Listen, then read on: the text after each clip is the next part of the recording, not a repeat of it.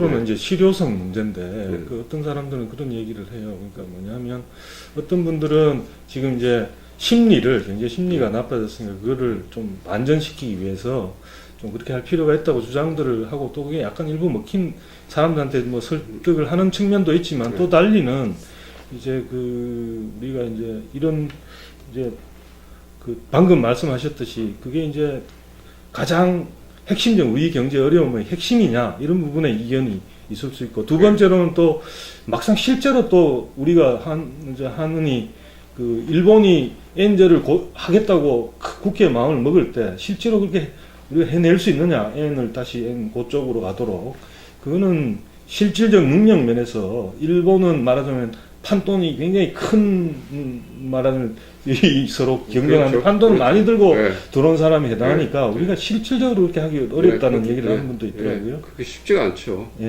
그래서 제가 그래서 그런 면에서도 예. 양적 완화로 대응하는 게 그게 쉬운 정책이 아니고 예. 아까 볼 때는 그게 좋은 정책이 아니라고 말씀드렸다는 이유가 되겠습니다. 예.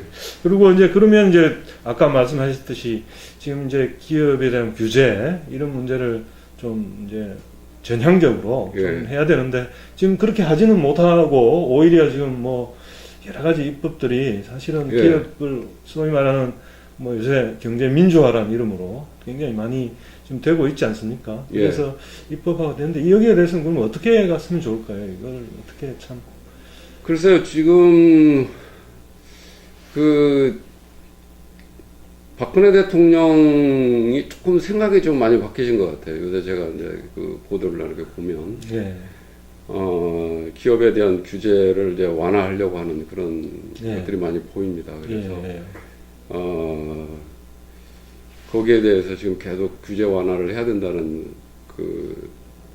목소리를 계속 박근혜 대통령께서 이제 내고 계신 것 같은데. 근데 그 문제가 이제 국회로 가면 또 이게, 다른 것 같아요. 국회에서는 계속 그 경제민주화라는 걸로 해서 이렇게 지금 기업을 옥죄는 법들을 만들고 있는데 그 다행스러운 것은 지금 현재 박 대통령이 그런 생각을 바꾼다는 것이 굉장히 다행스럽다고 생각해요. 일단은 그게 그 원리라는 게 그렇습니다. 박근혜 대통령이 이제 2007년도인가요? 그 대통령 후보 때 그 줄부세 얘기를 많이 했었는데 제가 볼 때는 지금도 그게 계속 유효하다고 생각을 하고 결국 우리가 가야 될 방향이 그거라고 생각이 들거든요. 그러니까 어떻게 보면 지금 현재 국민들은 굉장히 혼란스러워하는 것 같아요. 그 한쪽 박 대통령께서는 규제를 완화를 해야 된다고 얘기를 하고 국회에서는 또 계속 경제 민주화로 해서 기업을 옥죄는 법을 만들고 그런데 하여간 경제를 아까도 제가 계속 말씀드렸지만 경제를 살아날 수 있는 방법은 과거 우리 그 문제를 꼭 되돌아보면 경제가 계속 침체되어 온 상태고 경제 성장률이 하락하게 된 가장 근본적인 원인이 기업하기 좋은 환경이 아니었기 때문에 그러는 거기 때문에 그걸 만들어주는 것이 가장 좋다고 생각이 듭니다. 지금 말씀하신 것처럼 사실은 전번에 뭐 누구한테 들으니까 제가 듣기로는 이 시그널이 한쪽에서는 규제 완화 얘기 혹은 탈규제 얘기도 많이 나오고 그리고 심지어 뭐 네거티브 시스템 특정한 이유가 정부가 설명을 해 정당화시킬 수 없는 모든 규제는 이제 없애는 쪽으로 그런 얘기가 나오는 반면에 또 다른 데서는 저런 입법되고 하니까 이 관료사회에서 어느 쪽으로 이게 방향을 잡아야 될지 좀 관료사회조차도 상당히 혼란스러워하고 있다는 얘기가 있더라고요. 원래 이게 관료는 좀 그렇습니다. 이 우리나라에 제가 볼 때는 참 큰 문제가 그건데 입법이나 이런 것들이 관료 위주로 많이 돼 있기 때문에 사실 관료들이 좀 생각이 제대로 해서 사실 풀 수 있는 규제가 굉장히 많았거든요. 사실 어떻게 보면 규제 완화를 하는 것 또는 규제 철폐를 하는 것이 비용을 가장 적게 들이고 경제를 살아나게 할 수 있는 방법이거든요. 그걸 사실 그동안에 그 기업을 옥죄고 있는 법들을 고치면 하면 되는데 근데 그런 것들을 참 안 하고 지금까지 해왔다는 것이 어떻게 보면 문제일 수가 있고 그래서 미제스도 뭐 얘기를 했지만 이 관료주의라는 것이 어떻게 보면은 이 정치 경제학의 문제이기도 하겠지만 어떻게 보면 셀프 인터레스트에 의해서 움직여주는 경향이 굉장히 많거든요. 그래서 지금 이제 그렇게 되는 이유가 이제 박근혜 대통령이 계속 규제 완화를 하기 때문에 주장을 하기 때문에 이제 관료사에서는 이제 그런 움직임이 좀 보이고 있는 것 같습니다. 그런데 이제 또 상황이 어떻게 되면 또 어떻게 변할지 모르죠. 근데 제가 말씀드리고 싶은 건 뭐냐면 그 경제 원리라는 것은 이게 변하지 않는 거거든요. 그렇죠. 그래서 이 경제 정책이라는 것은 원리에 따라서 하는 것이 결국 국가 경제를 위하는 것이라고 생각이 듭니다. 예. 그 지금 이제 사실 이 일본 리스크 이게 참 중요한 문제고 이걸 어떻게 잘 풀어 나가느냐. 그러니까 지금 압력이 굉장히 강하니까 수출 대기업이 어렵다는 목소리도 높고 그러다 보니까 한은이 그냥 얼마 전에 금통인가요? 거기서 이제 금리를 아슬아슬하게 됐다 그러죠. 3대3 뭐 이렇게 됐다가 캐스팅 보트로 뭐 종자 그렇게 금리를 동결하기로 한 거에 대해서도 비판이 굉장히 거센데요.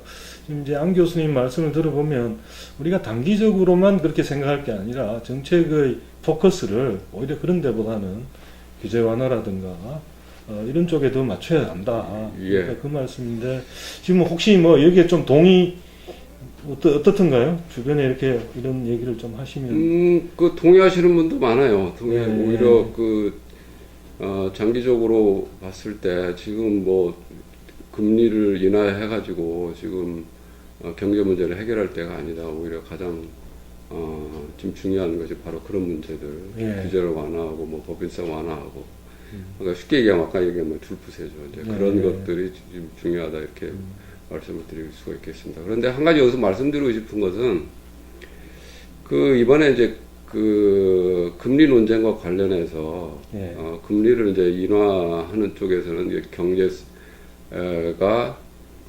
침체되어 있기 때문에 경기 부양을 위해서 금리 인하를 해야 된다고 얘기하는 측하고, 그다음에 한은에서도 이제 금리를 인하를 하는 것에 대한 논거도 제가 볼 때는 좀 잘못되어 있다고 생각이 돼요. 왜냐하면 지금 뭐 우리나라 경제가 좀 살아나는 기미가 보이기 때문에 금리 인하를 하지 말아야 된다. 이게 내가 볼 때는 초점이 잘못되어 있다고 생각이 돼요. 양쪽 다.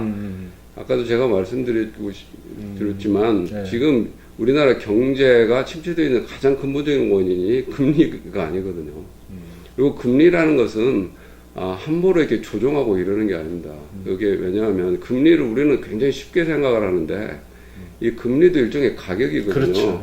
근데 우리가 이제 가격을 통제하고 가격을 이렇게 간섭하고 이러는 거에 대해서는 많은 사람들이 그걸 이해를 잘 해요. 그거에 대해서는 폐해를. 그런데 금리는 안 그렇습니다. 금리는 그냥 내리면 되고 올리면 되고 이렇게 된다고 생각을 하거든요. 근데 금리도 일종의 가격이기 때문에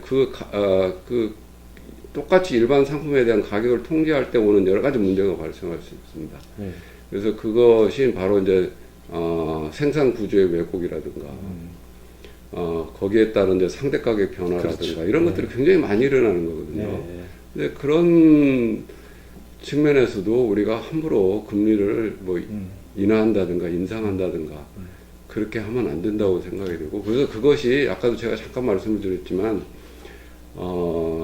지금 현재에서 금리를 인하한다든가 이렇게 되면 나중에 가서 어려움에 붙였을 때 우리가 가질 수 있는 최후의 정책선이 사라질 수도 있어요. 그래서 그런 면제에 있어서 좀 보류를 할 필요가 있고, 지금 당장 중요한 것은 이러한 경제 침체를 벗어날 수 있는 길은 뭐 계속 반복적인 얘기지만 기업하기 좋은 환경을 만드는 거다 이렇게 말씀드리겠습니다. 그러니까 사실 아까 말씀하신 것처럼 오스트리아파 미제스의 경기 변동 이론이라는 게 결국 금리도 말하자면 사람들의 선호를 반영하는 거기에 맞춘 시장에서 일종의 가격으로서 이게 그 가격이 가진 기능들을 충분히 발휘해야 되는데, 이상하게 이제 케인즈의 거시경제학으로 오면서 총수요를 관리하는 수단으로 잘못되는 바람에 이게 사실 그게 어떻게 보면 또 일본 아까 잃어버린 뭐 10년, 20년 그런데 그 뿌리도 사실은 그런 인식의 인식상의 뭐 문제랄까 예. 그런 데라고 보시는 것 같아요, 그죠? 예, 그렇죠. 예. 그래서 이 기회에 지금 참 중요한 말씀해 주셨는데 경제 정책을 어떻게 가져갈 것인가에 있어서 이제 금리도 하나의 시장 가격이어서 그걸 통제할 때 많은 무리가 오는 부분을 충분히 이해해야 된다. 지금 비록 수출 대기업들이 어렵지만 그게 이제 어려운 이유가 저쪽에서 잘못된 어떻게 보면 정책을 하는 거라서 그렇긴 하지만 좀 초점을 다른 데로 옮길 필요가 있다 이런 말씀인 것 같습니다. 예. 그리고 한 가지 더 말씀드리고 싶은 뭐냐면 어떻게 보면 외부 충격이라든가 외부에서 오는 그런 문제는 우리가 컨트롤이 안 돼요. 그렇죠. 컨트롤할 수가 없습니다. 그렇죠. 그거는. 그러려면 우리가 할 수 있는 방법은 내부적으로 우리가 취할 수 있는 조치거든요. 이제 그러면 우리가 내부적으로 취할 수 있는 조치를 뭔가 이걸 생각을 해보면 답이 나올 거라고 생각이 드는데 바로 그런 것들이죠. 아까 얘기하면 그 노동시장 문제를 해결한다라든가 그다음에 기업 규제를 해결하는 문제, 그다음에 이 세금 문제 이런 것들은 우리가 얼마든지 내부적으로 해결해서 우리의 경제의 펀더멘탈 이런 것들을 강화시킬 수 있거든요. 그러면 외부에서 오는 충격을 그건 어떻게 피할 수가 없어요. 근데 그렇지만 그렇게 하게 되면 우리는 어느 정도 그걸 최소화하고 그런 문제를 극복할 수 있지 않을까 이런 생각이 알겠습니다.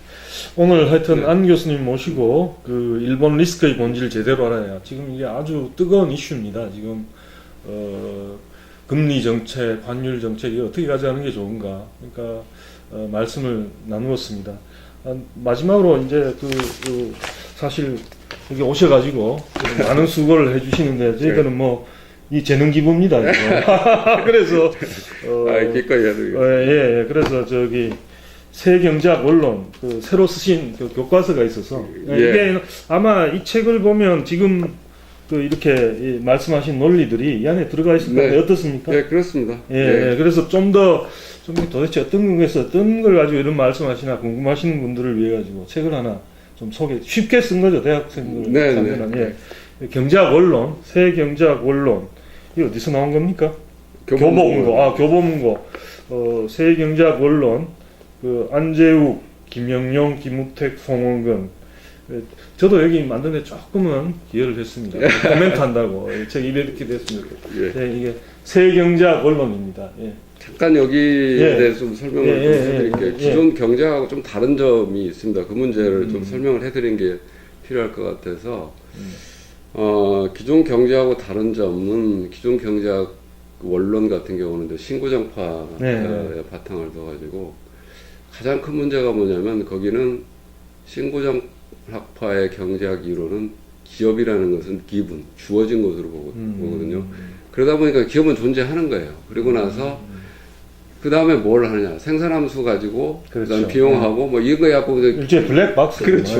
그걸 만들어낸다고 이렇게 생각하는데, 현실은 그렇지 않거든요. 그래서 그 문제가 현재 가지고 있는 가장 기존 경제학 원론의 가장 큰 문제점이라고 그래서, 이제 우리가 쓴 이 경제학 원론의 차이점은 바로 그 기업 이론을 좀 넣었습니다. 기업이 왜 설립돼야 되고, 기업이 어떤 역할을 하게 되고, 기업가 정신이 왜 중요하고 어떤 역할을 하고 이런 것들이 돼 있고 그다음 매크로 쪽에 가서는 지금까지 제가 말씀드린 그런 것들이 쭉 논주로 좀 돼 있습니다. 그리고 또 흥미로운 건 제가 본 또 특징 가운데 하나는 여기 경제 학설사적으로 좀 중요한 인물들을 중간중간에 아까 미제스를 포함해서 이 간략하게나마 이 소개를 하고 요즘 이상하게 그게 굉장히 중요한데도 생각 사상이란 게 그런 것들이 배제된 경우가 많은데 그 자체를 다루진 않았지만 저는 그 부분도 상당히 흥미롭게 봤습니다. 오늘 하여튼 시간을 내주셔서 컬럼에 대해서 재밌게 쉽게 이렇게 설명해 주셔서 감사합니다. 다음 기회에 또 모실 테니까 또 오십시오. 그럼요. 감사합니다. 네, 고맙습니다. 고맙습니다. 네.